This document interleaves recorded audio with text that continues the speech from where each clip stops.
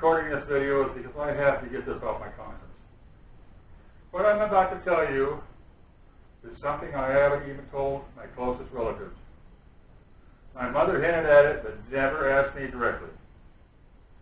And after making this video, I'm going to be living on the run for fear of our government, because they're going to try and hunt me down so I can't disclose anymore to anybody.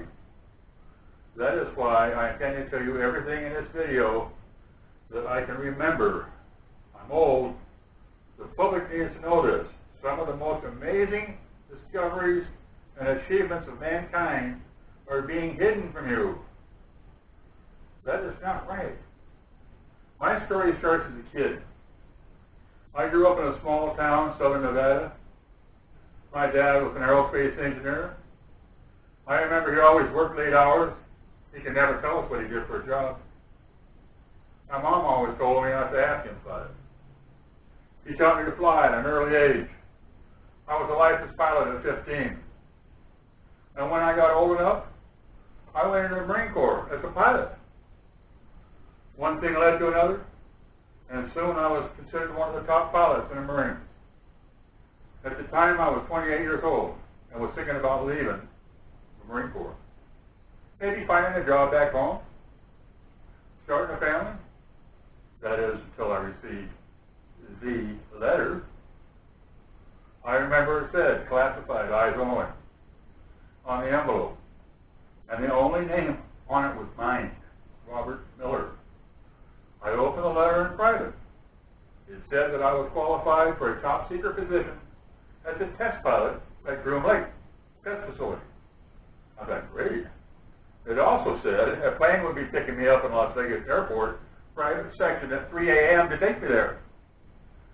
So we flew out there in the middle of the night, and two men in black suits escorted me into an underground building that was built in kind of like a side of a hill.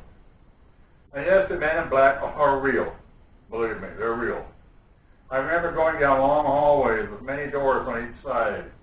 We went down several flights of stairs. Must have been far underground at that point. They showed me into a small room with a single bed and a desk. Then they told me this is where I was going to be living for the next 2 months. Inside the room, there was a small bed, a desk, and some weights for exercising. Before giving me the chance to even say no, the men left and locked the door. You can't object to these people. You have to comply no matter what. I looked inside one of the drawers in the desk, and there was a booklet titled something like Working at Groom Lake or something. I sat down on the bed and began to read it. It mentioned that there were 1,200 other employees working on the top secret base, and the public didn't know it existed. It stated that the base also went by the name Area 51. It said the only way to get a job at Area 51 was to be invited by an insider. I assumed that my father invited me, and this is where he'd been working when I was a kid. He had long since retired by the time I got there, and I wasn't sure what was in store for me now. About an hour later, the men wearing the black suits opened the door, told me to come with them. I remember the halls were like long metallic tubes, very dim. They brought me up a couple flights of stairs and brought me to another room. They told me to sit down across from that table. And they continued to explain why I was there. They told me I was going to be a test pilot for a new technology. This technology was not developed by humans, they explained, that they had discovered remnants of a craft in 1947. That ring a bell? And they had reverse engineered it. I was going to be the first one to pilot it. Also, they threatened me again, if I told anybody, even my family, there would be dire consequences for all. I asked them what were the origins of the craft they found, and if they really thought it was just from another country. They told me not of this world, and the beings that engineered it were extra-dimensional. They said the beings were still alive and were being kept in an undisclosed location on a facility. My first test flight to be tomorrow.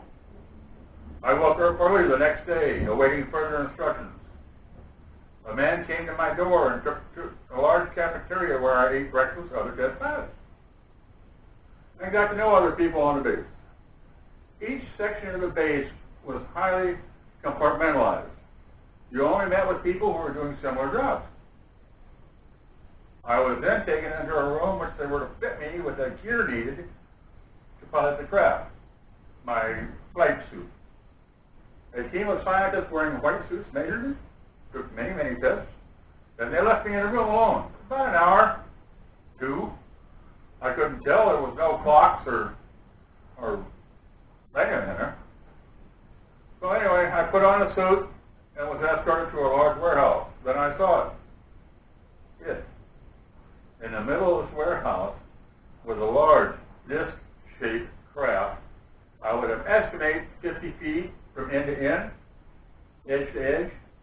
There was a transparent dome at the top, and I assumed that this is where I was going to pilot it. A few engineers came to me and began explaining how the craft worked. It was powered by an antimatter reactor. One engineer told me that the reactor produced bursts of intense energy that could actually generate wormholes and make the craft travel at near the speed of light. They then said that my test flight was going to be delayed until the next day because they had to explain to me everything I needed to know in order to be able to pilot this thing. Now, I'm just going off what I can remember. There was a lot of specifics, gauges and things, but as I've gotten older, so I'm telling you as much as I can possibly remember. I do remember they brought me inside the craft and up to the pilot seat. There was only room for one person in that giant craft. I looked around the cockpit and only saw a seat. No joystick, no steering wheel, no other controls, many odd-looking gauges, but no controls. There was, however, a helmet that I was going to be putting on. They told me that the craft was controlled telepathically. The helmet measured my brain waves and was to control the craft by simply thinking about it. After a hard night of trying to sleep thinking about this, morning came, and it was finally time to take the craft for the first test flight. They brought it out under a tarp and ordered everyone working on the base to go inside. They wanted to keep everybody not knowing about this secret technology to a bare minimum. The only people outside that witnessed the test flight were a few scientists, engineers, air traffic controllers in the tower. I was wearing the suit they give me, and after everybody was inside, they took the tarp off. And they told me it was time. There were a lot of cameras facing that aircraft. I climbed up the ladder alone, this time, to the cockpit, if you can call it that. I put on my helmet, plugged it in. I was given clearance by air traffic control, and it was time to take off. I was told to imagine the craft starting to float off the ground. But you know, it didn't work that way. Instead, I had to imagine that I was the craft, like part of it. I began thinking of myself floating off the ground, and I felt vibrations from the antimatter reactor below me as it started to fire up. Within 10 seconds, the craft was off the ground, and I was flying. I looked around out of the dome and saw the people on the ground filming this historical event. I was instructed to take the altitude to 1,000 feet, then return to the ground. I kept descending and kept looking at the altimeter. Soon I was 500 feet off the ground. Then I felt the vibration of the engine stop. I glanced at the altimeter and realized that I was rapidly losing altitude. There was no ejection button or lever on this craft, so I was effectively helpless. I kept trying to imagine the craft floating, but it was plunging towards the ground. The reactor powered on for the last second, and I went unconscious. The next thing I knew, I was in a hospital bed. There were casts on my leg. Apparently, I was still at base in their medical unit. A man wearing a black suit came in a room to explain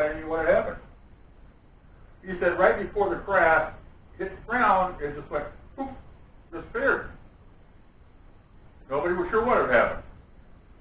Everybody just went inside the base and called it a day. Then in the middle of the night, they heard a loud cracking noise outside. Running out to see what happened, they saw the craft had crashed in the spot it was about to crash several hours earlier during the day. I was inside the pilot seat, unconscious. Both my legs were shattered. The scientists had hypothesized that the craft had actually time traveled to a point in time several hours later. They said I was going to be going home soon because of medical discharge, because my legs were gone. They had me sign a non-disclosure, the third one, stating since the first meeting, I would not tell anybody as long as I live in making this video. Well, as you can see, I have gone against this NDA contract because I feel that the public needs to know about this. Mind you, they had this technology in the 1950s. Imagine what secret technology they might have right now. If anything happens to me within coming days, well, you're going to know why, I guess. The truth is more important than my safety right now, though.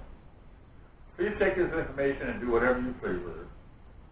I just want to get this story out there because I've been living a lie for a long, long time. My sincere hope is that the story gets heard by as many people possible. Many of you are going to think I'm lying. But I'm not interested in talking to those people. I'm only speaking to those of you that will listen. I would love to hear any questions you may have. I will check in from time to time with Apex TV.